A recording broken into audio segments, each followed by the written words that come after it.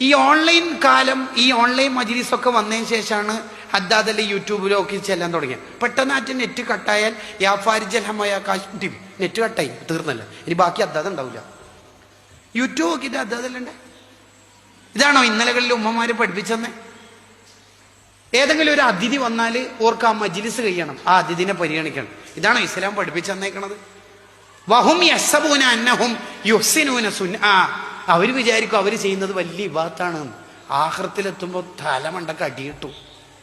സുന്നത്തിനേക്കാൾ പ്രാധാന്യം ഫർളിന് കൊടുക്കണം. ഫർളില്ലാണ്ട് സുന്നത്ത് ചെയ്താൽ, ഇപ്പൊ അജ്മീറിൽ ഒരാൾ എറണാകുളം ഓക്കെ എക്സ്പ്രസിലോ മരുസാഗറിലോ ട്രെയിനിൽ പോകുന്നു, ഓൻ ഫർളൊന്നും നിസ്കരിക്കുന്നില്ല, ഓൻ എന്തിനാ അജ്മീറിൽ പോകുന്നു? ആയിരക്കണക്കിന് സുന്നത്ത് ചെയ്താൽ ഒരു ഫർളിന്റെ സ്ഥാനത്തെത്തോ? ഇല്ല. മഹറമില്ലാണ്ട് ഉംറക്ക് പോവുക, മഹറമില്ലാണ്ട് ഉറൂസ് സിയാറത്തിന് പോവുക, അത് റൗള സിയാറത്താണെങ്കിൽ തന്നെ ഇസ്ലാമിൽ കടുത്ത